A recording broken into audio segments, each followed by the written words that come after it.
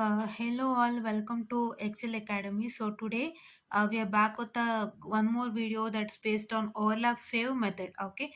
So in the last session, I guess we discussed with respect to the important topics and concepts, that is with respect to model number 2, as well as we also discussed the whole model number 2, that is what is the syllabus that is present inside the model number 2, and which is very much important and which is not important, and we also discussed with respect to the question paper. Fine. So all this we discussed before, because we should know about all this in prior. Fine. I told you what is the reason for that also. So it is like, if you have less amount of time for studying the subject at the nth moment, that is, your nth moment is nothing but your examination time, or what I can say, after your lab examination you get some time to practice for exams. That is the time with respect to, after a lab exams you get some 8 to 10 days, and then you get your first exam. At that gap you're supposed to study all the subjects, right? So at that gap, if you have less amount of time to practice, or if you have got any situation wherein you can't study this, so you must know all these things. Fine. At least you must know all these things, so that you can at least work according to that, right? So that is what I was about to tell you, because if you just blindly study, you can't even pass your exam. So that is why, before going to any of the model, you must know this much of basic things. You must know how the question paper is, how the question comes, what you have to do for that particular question, and you must find more and more questions based on the questions that have come in the question paper. All those things you're supposed to do. So that is why I have planned to tell you all those for your benefit. Fine. It will help you at the nth moment, so I guess you can understand all the things. So now let me come to this overlap save method. And here, in the case of overlap save and add method, I'm not going to explain you the concept of overlap save method as well as add method. Fine. That is separately. Not I did not tell that I'll not explain it to you completely. I'm telling that I'll not explain it to you separately. Why? Because see here, you can see the textbook I'm having here. So in the case of overlap save method, so see here, there are many things. This whole complete page is present, and you also have, what I can say, this particular, this things and all. Fine. But what's the matter is, if you this is, first of all, I want to tell about overlap save and add method. It's a procedure oriented method. Fine.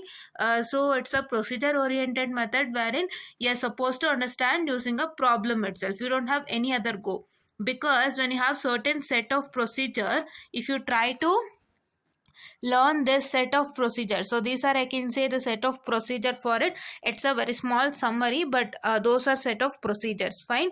If you try to learn the set of procedure first and then go to the problem, it would be somewhat confusing to you. So first, just try to understand the basic things of what is overlap save method. Okay. I just tell you to work out like this. So first, let me write, just a minute. Okay. So see here. So see here, very first thing is, you're supposed to understand the basics of overlap save method. What is overlap save method and add method? Fine. So here we suggest you the easiest method to do things. Okay. So if you want all these facilities, so you're supposed to like, share and subscribe, and please do share it to many other peoples who are in need. Fine. So students who are in need, because we are working hard for you, and I'm also trying to make you concepts easier, because many of them will make you concepts complex, right? So I don't want to make you all the concept complex. I want to make it you in a more easier manner. So that is why I'm working hard for. So I kindly request you to like, share and subscribe, and share it to many more people who are in need, and they'll also get benefited from this. Fine. So this is, you're supposed to learn basics of overlap save bar add method, and then you're supposed to go to problems directly. So how to start with the problem is that I have written a problem on the upper part. So this problem, okay, so you're supposed to understand each and everything inside the problem, and then come to step by step. Okay, you're going to first learn step number 1. What is the step number 1? You're going to learn, and then apply that step number 1 to the given problem. Fine. For example, here you can see there is a step 1, that is select value of n is equal to 2 to the power of m so that radix to 50 can be used. That means that this is step number 1, and understand what is the step and then come to the problem and apply this particular step in the problem. Okay, so if you try to understand the theory as well as problem together for any procedure oriented problem that is present, so you can easily crack the topic. Fine, cracking the topic is easier. For any procedure oriented method, please do try to what I can say, please do try to understand the basic things in the concept first. Okay, and then come to the steps. Okay, procedure, and for that procedure learning you're supposed to have a problem with you and try to learn first each and every step in the procedure. That is, these steps you're going to understand first and then you're going to apply to the problem. Fine, each and every step try to understand in detail and then apply that step to the given problem, so that you will understand both together and your work will be so easier, right? Learning this particular in one time, the steps and procedure, and learning problem on another time makes you confused. So try to learn both in a single what I can say, single stage, right? Okay, in a one go I can say. Okay, so now let me come to overlap save method first. Okay, I'll just have the textbook itself for basic learning. So just a minute. It is overlap save method. So overlap save method in the sense, so I can tell that you have a what I can say, you have a input data sequence which is very much long. So see here, you can see 1 2 3 4 0 1 2 3 4 5 6 7 8 9. So you have 9. Okay, so that means your input data sequence, this x of n is very much long. So if your input data sequence is very much long, so you can't even calculate what I can say, the DFT. So DFT calculation is very much difficult. So to overcome that, we are making use of overlap add as well as save method. Fine, overlap add as well as save method is being used, and what I'm going to do is you're going to divide the x of n into chunks. That is, this particular x of n, you can see this x of n complete is being divided into chunks so that you can easily get the output for that particular chunk. Fine, for example, if you try to what I can say, divide the x of n, this given x of n here, yeah, just a minute, this given x of n, if you try to divide it into chunks, so if you try to divide it into chunks, so then what's that going to happen is that, so you can easily get a DFT. Fine, so if you divide into 8-point DFT, or if you divide into 4, so for 4-point DFT, your values are 0, 1, 2, 3, and for your 8-point DFT, it is from 0 to 7. So if you have any 8-point DFT question, 8-point DFT as x of n, so you can easily find out what I can say your DFT, right? You know how to solve 8-point DFT like that. Okay, and this particular methodology is based on your matrix method. Fine, so you have learned with respect to matrix method with respect to DFT in what I can say, the module number 1.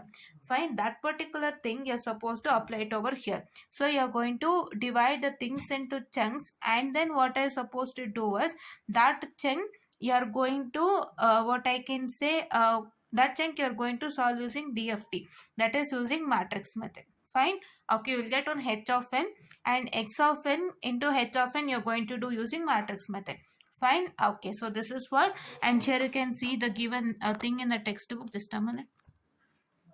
Yeah, see here you can see if the input data sequence is long, then it's required, see here, for linear filtering we discussed the use of DFT. When the input data sequence is long, then it requires larger time to get the output sequence, as I told you. So hence other techniques are used to filter long data sequences. These techniques are overlap save and overlap add method. Fine, so you have two methodologies, say overlap save and add method. Now we are into overlap save method. Fine, instead of finding the output of I'm sorry, point number 2, see, instead of finding the output of a complete input sequence, it's broken into small length sequences. The output due to this small length input sequences are computed first. Fine, I told you that the output due to the small length sequences are computed first, so we are going to divide into chunks in the sense like smaller length sequences. Fine, okay, Since the filtering is linear, the output due to these smaller length sequences are fitted one after the another to get the final output sequence. When you are going to do it one after the other, that is when you divide the things into chunks. So very first thing what is supposed to do, you are going to I'm sorry, you're going to do the DFT operation with respect to the chunks that you have been divided, and then you get the final resultant. Fine things. So let us consider the unit sample response of FIR filter have length m. Unit sample response of FIR filter is having length m in the sense your h. Okay, this is unit sample response, that is h of n. First try to understand the problem in a clear manner, right? So what is understanding the problem in a clear manner? It is nothing, students, whatever the content is present inside the problem. So please to understand what is that content. That's it. Okay. Here you can see the question. So find the output y of n of a filter whose impulse response is h of n is equal to 1 comma 1 comma 1 and input signal to the filter is x of n is equal to given. Right? Yes. Just a minute. Okay. So this is what is given to you, and you are supposed to, what I can say, solve it using overlap save method. That's all, nothing else. Okay. Before that, you are supposed to understand what is given and what is not. So your x of n is h of n is given, that is unit sample response. H of n is equal to m. Fine. Okay. So it is like, so you are supposed to, this is h of n. What is h of n? Your h of n is equal to m. How is equal to m is, how many numbers your h of n is having, that is what is m. So here it is 0, 1, 2. So you are having 3 numbers. So that is why your m is equal to 3. Okay. So that one I guess you understood. Fine. Unit sample response is m. What is m?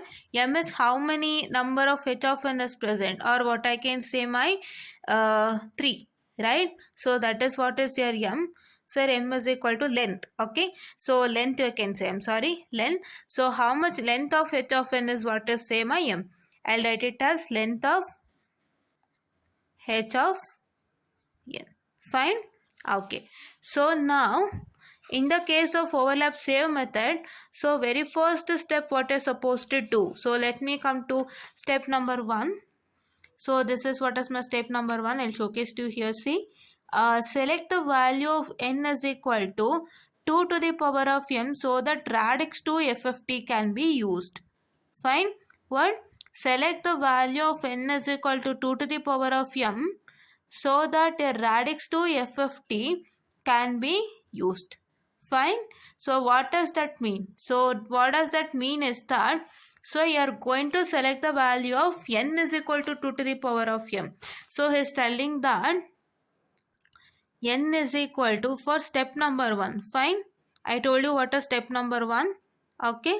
Just a minute. A minute, students. I'm so sorry.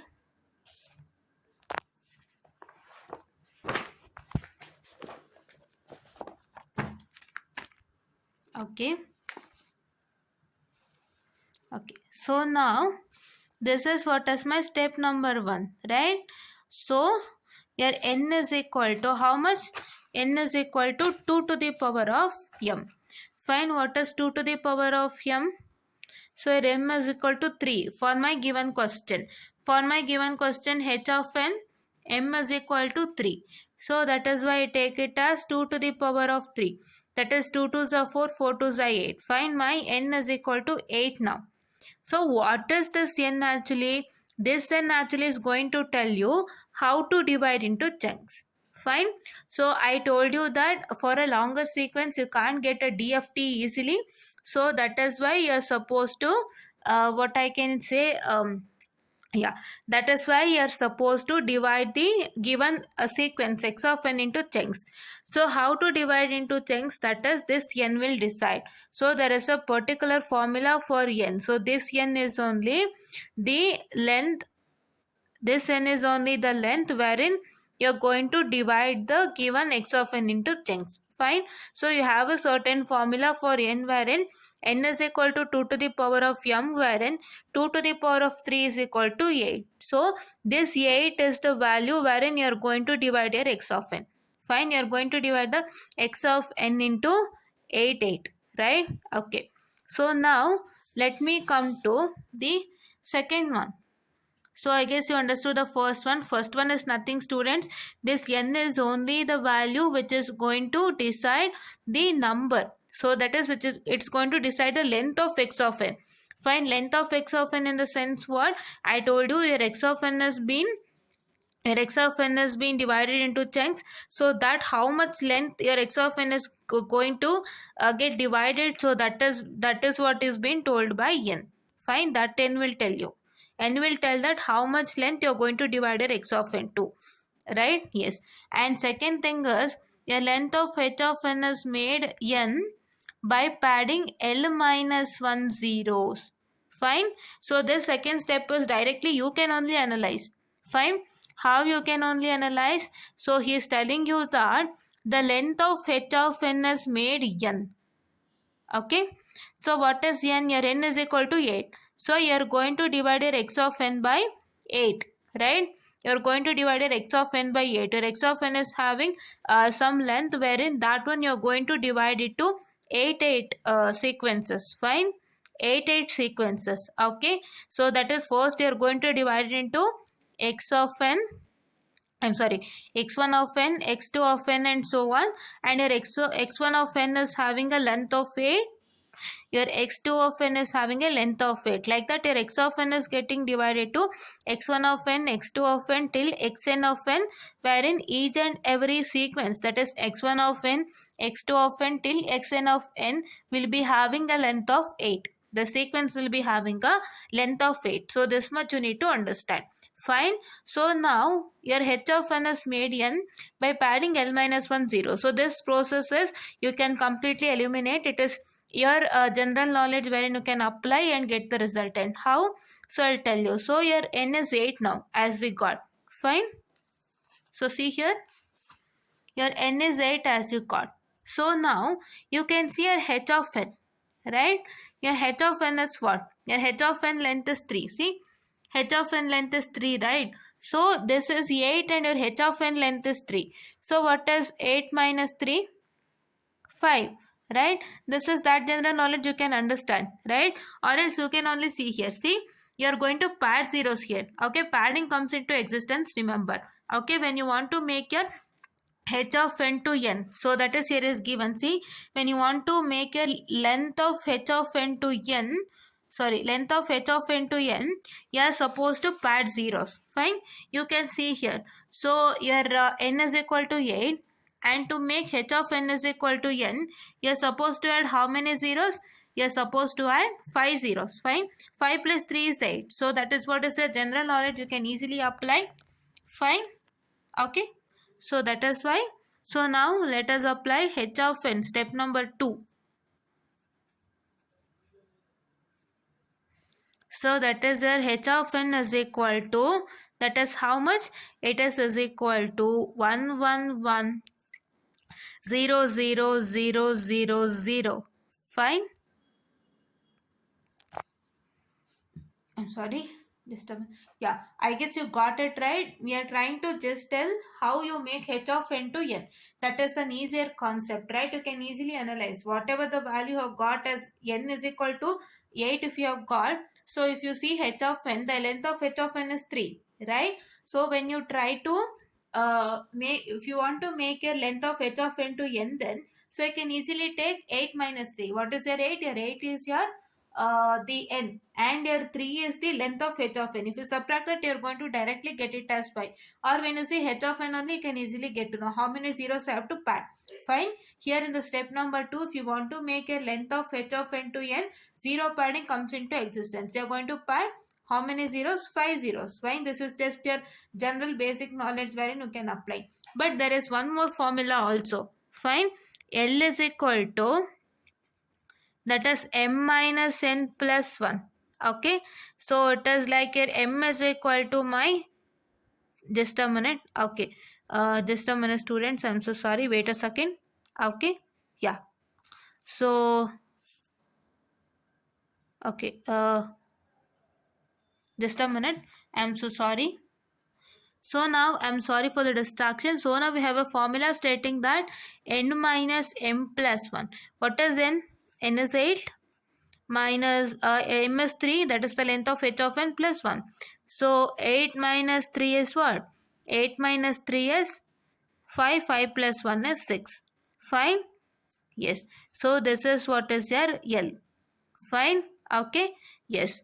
So now uh, let me come to L. Okay, so this is what is your L, and here he is telling to what I can say, pad L minus 1 0. So you got L.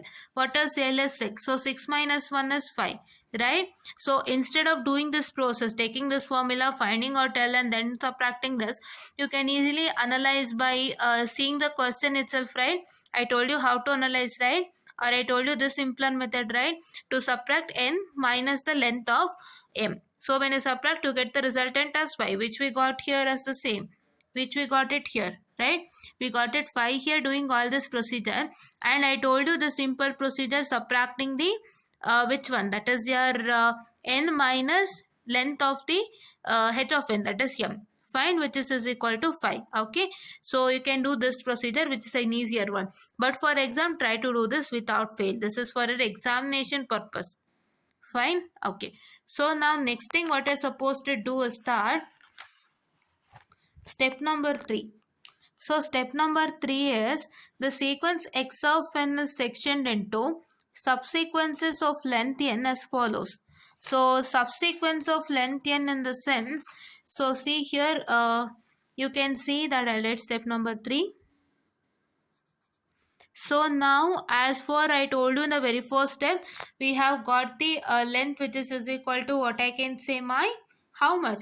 It is equal to, n is equal to 8. So you're going to divide x of n into a sequence of that is length 8. Fine. I told you, I explained it to you here. That is, you're going to divide into x1 of n and x2 of n till xn of n, wherein your sequence is having a length 8. Fine. Okay, so now let me divide that. So let me write my sequence first. So my sequence is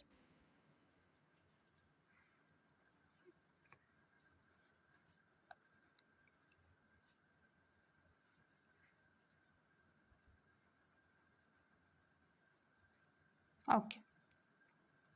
Just a minute. Yes, students. So yeah, okay. So here you can see this is what is my given x of n. Fine. Now I need to divide it as a sequence in such a way that my length should be 8. Fine. So how I'll divide this is 0, 1, 2, 3, 4. 0, 1, 2, 3, 4, 5, 6, 7. Okay, 7. Just a minute, students. I guess I left something. 1, 3, 2.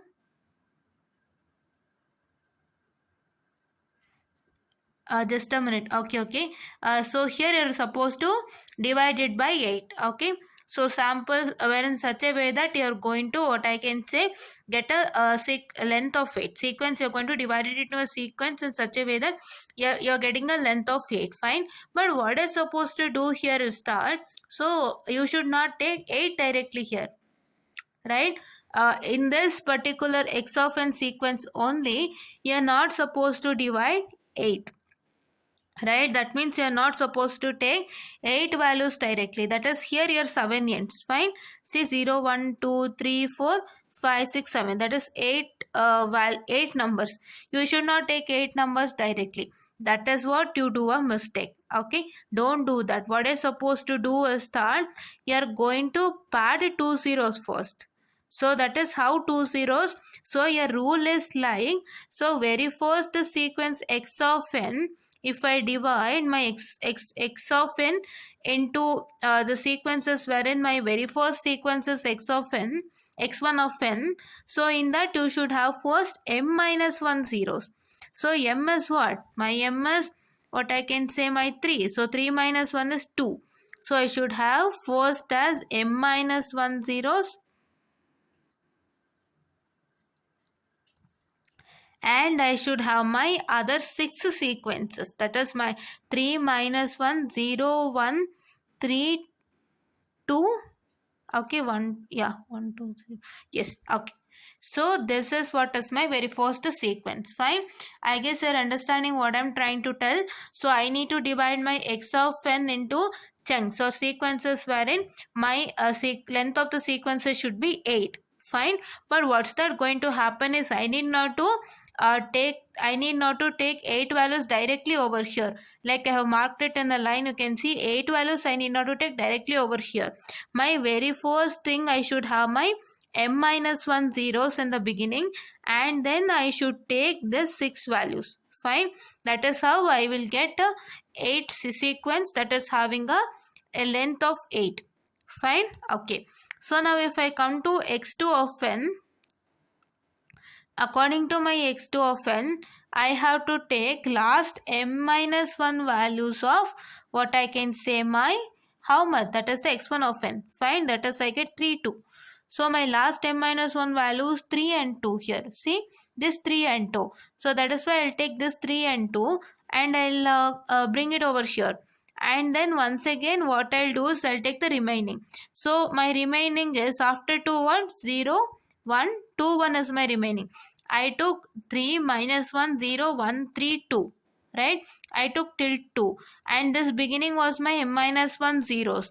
Fine, and here you can see that after 2 1 it is 0 1 2 1 is my remaining. So I'll take 0 1 2 1 as my remaining, and then you can see here 1 2 3 4 5 6. So still I need 2 zeros to make 8. So this is what is my x2 of n, and till here it is ending. Why it is ending is because after 0 1 2 1 you don't have any other what I can say value, right? So that is why here it is going to end. Okay, yes. So I guess you understood each and everything in a better manner, right? Okay, so I'll retell you once again. So first of all, you are going to take your, you are going to find out n is equal to 2 to the power of n. What is my n? My n is the length wherein your x of n is going to be divided. Fine. So it is n is equal to 2 to the power of m, wherein my m is what I can say my length of h of n, that is 3. So 2 to the power of 3, which is equal to 8. So now I got my n is equal to 8. And now my second step is stating that you're going to what I can say make your h of n, the length of h of n to, that is your n, right? You're going to make the length of h of n to n. So if you want to make the length of h of n to n, that is 8, what I supposed to do, you are going to use this formula. For your exam sake, it is this formula. But for your general knowledge, that is you have an idea that you can analyze, no? So everybody has the analyzation thing. So for that you can easily analyze. So here you have 3 here. And if you want to make your h of n length is equal to 8, so you're going to add 5 zeros. See 0, 1, 2, 3, 4, 5, 6, 7. So if you add 5 zeros, you are going to make a length, it will become length of 8. That you can easily analyze by seeing, right? But for your examination, you should write like L is equal to n minus m plus 1. Fine. So that is 8 minus 3 plus 1, which is equal to 6. And then L minus 1 is equal to 6 minus 1, which is equal to 5.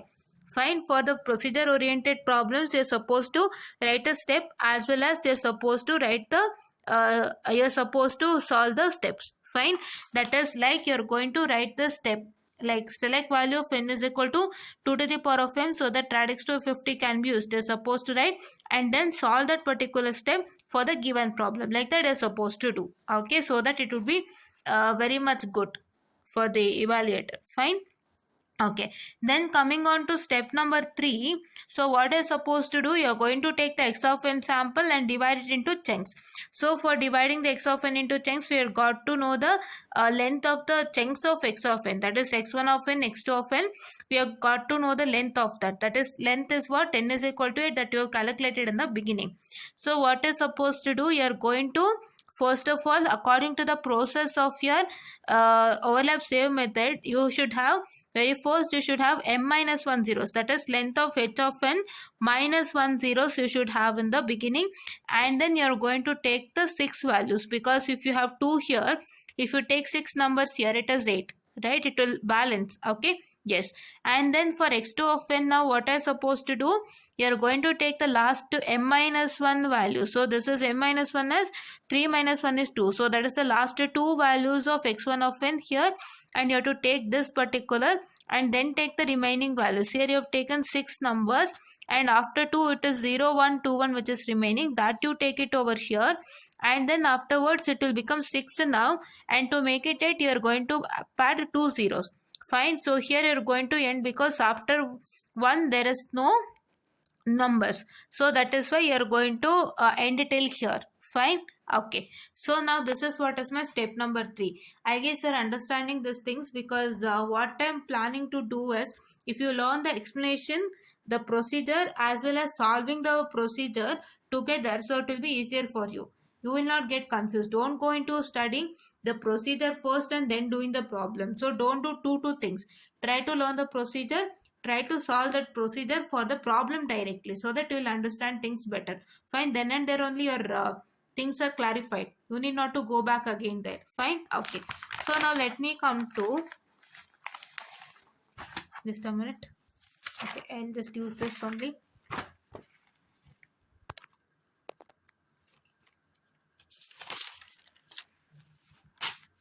Okay, so now my next step. Okay, this is what I see here. You can see here, this is m minus 1 0. First block is padded with m minus 1 zeros, and then L samples you're supposed to take.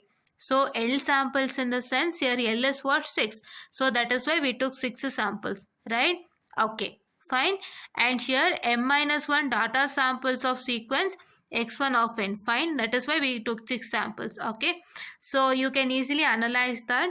Okay, yeah.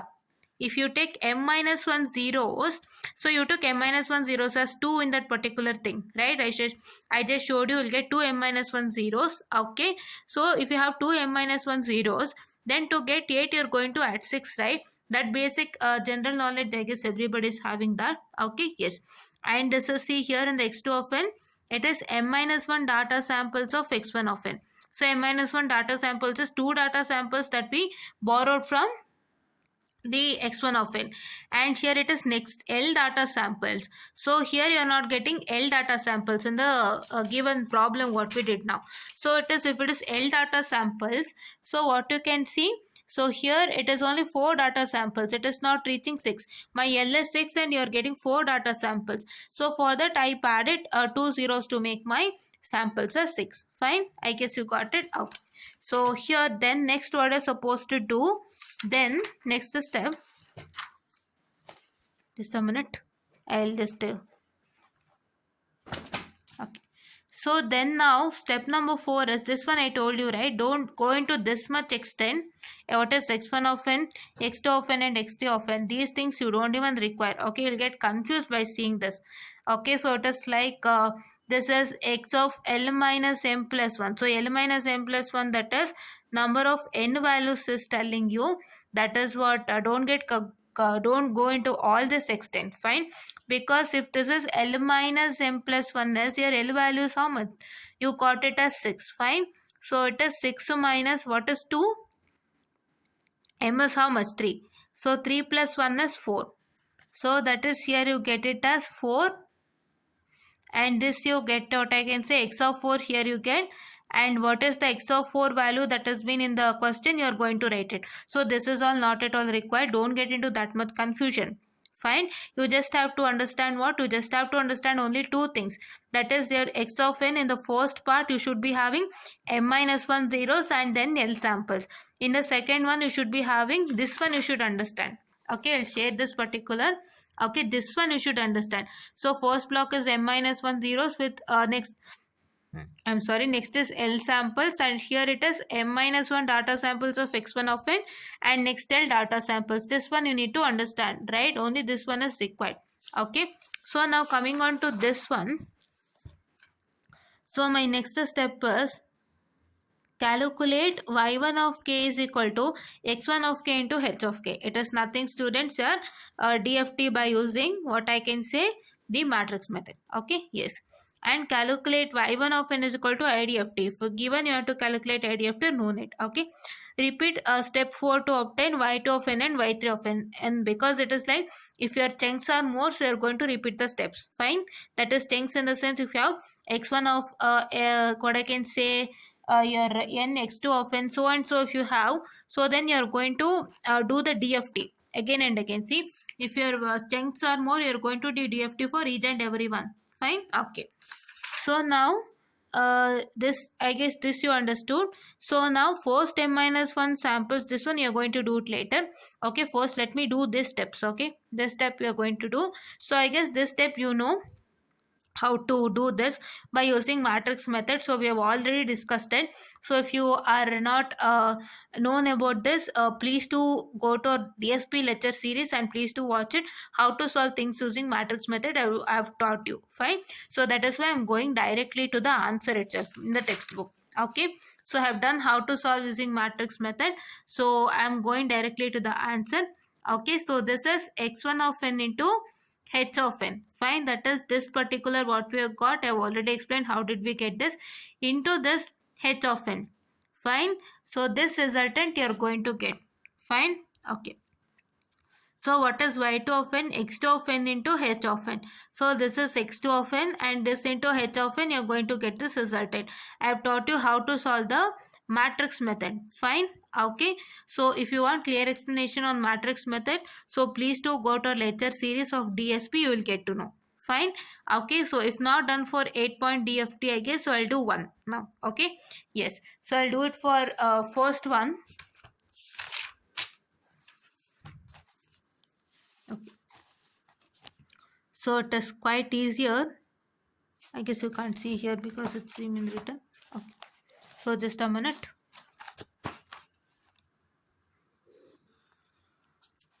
So see here, you're going to get it as that is so here I'm going to tell you one thing, so you have to do this actually.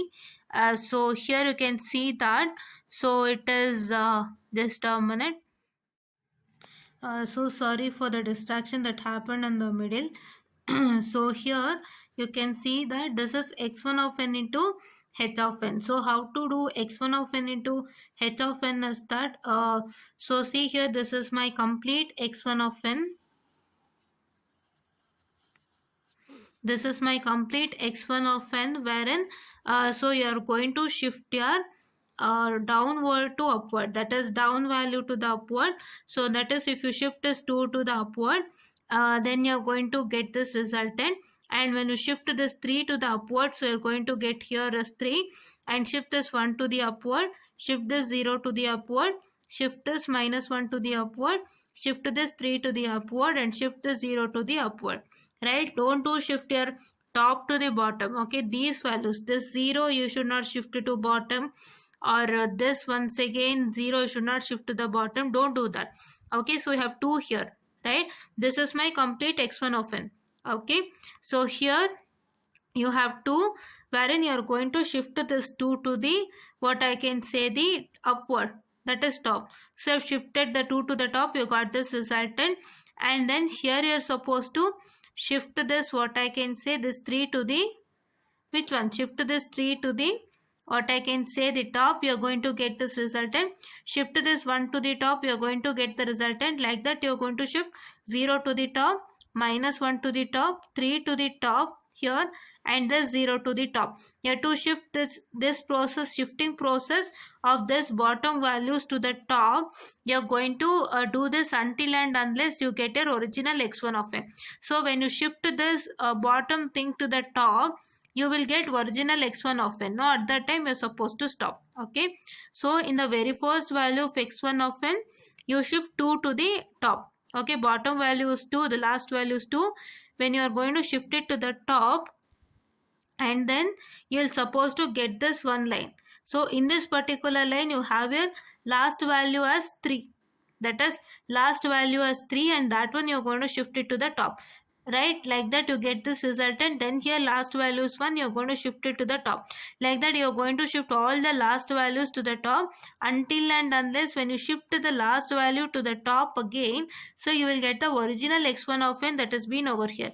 See, when you shift 0 to the top, so you get it as this same thing, right? 0 0 3 minus 1 0 1 3 2, right? If you shift 0 to the top, you get 0 here, that is 0 0 3 minus 1 0 1 3 2. Fine, like that you're going to get, and there you're supposed to stop, right? That is, you should not write once again x1 of n. Your x1 of n is already present. You will need to check that when I shift my last value to the top, so I will get my x of n. At that point of time, you stop. Here when you shift your 0 to the top, you're going to get your x1 of n value itself. So at this point of time, you stop. Or you can easily stop when, so after you do all the shifting, you're supposed to calculate the number, that is 0 1 2 3 4 5 6 7. So when you land it to 7, you stop it. That is what is the easiest method, right? So after doing the shifting procedure, that is shifting the bottom number to the top, so shifting 2 to the top, you get this resultant. Then shift 3 to the top, you get this resultant. Then shift 1 to the top, you get this resultant. Then shift 0 to the top, you get this resultant. Then shift minus 1 to the top, here you get the resultant. Like that when you do that, after doing like this, so you're going to calculate the number. So this is 0 1 2 3 4 5 6 7. When you land it to 7th value, so then stop it. That is what is your 8-point DFT. For an 8-point DFT in matrix, you should have the numbers from 0 to 7. Okay, yes, like that. Okay, for your convenience, what is supposed to do is that, okay, so what is supposed to do is that you're going to take a bigger matrix. Okay, when you write in an exam, take this bigger matrix and then try to write just in a pencil 0 1 2 3 4 5 6 7. Try to write like this and then start doing the procedure what I told you. And when you land to the 7th value, stop it. Okay, just write this in pencil for your betterment, right? For your easy analysis. Okay, and then multiply this with h of n. If you multiply this with h of n, now you're going to get this resultant. Okay, you know how to multiply. Okay, this one multiplied with this particular, right? I've taught you how to solve the 4-point DFT matrix, 4-point DFT using matrix method. Fine, that one you see, you will understand how to solve the matrix methodology. Fine, okay. And here this one you understood how to do this particular, construct this particular matrix. I guess you understood. This is what is very much important. Okay, so to construct, how to construct this matrix is very much important. That is constructing a x1 of n matrix of 8 cross 8. That one I guess you understood. I told you how to do it. Okay, and the second one also you're going to construct using the same methodology what I told you. For this particular, I told you how to construct the same methodology. Try to follow it and multiply with this h of n and do solve using the matrix method what I've taught you before, and you will get the resultant as this particular resultant. Okay, and now in the last step, see here, first m minus 1 samples of y1 of n and y2 of n and discard it. Okay, first m minus 1 samples in the sense, so that is 2. So here you discard 5 and 2. Here you discard 3 and 5. Right, you have to write first 3.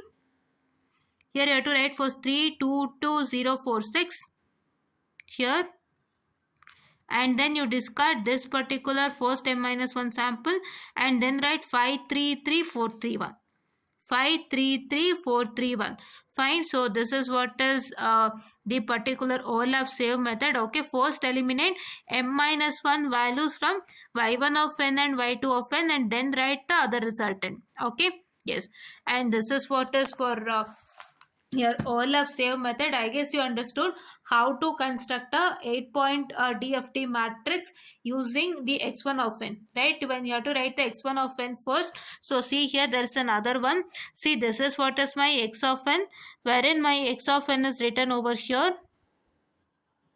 Okay, so this is x of n. See, 1 2 3 3 0 0 0. So it has been written over here, and here your last value, that is 0, has been shifted to the top, wherein you got this resultant. Then once again this value is been shifted to upward side, wherein you get this resultant. Once again this value is shifted over here, wherein you get this resultant.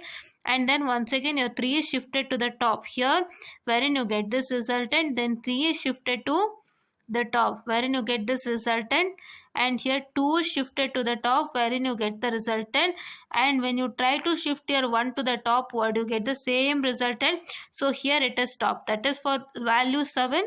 Here a length of 7, your matrix has been stopped. And this is how you create a 8-point DFT matrix using your x1 of n. This is what is supposed to understand the matrix methodology. How to calculate the resultant for matrix methodology, I have taught you in DFT, IDFT method, as well as a separate lecture series for this matrix method has been taught to you. So please do try to watch that without fail. And this is what I was about to tell you, and thank you.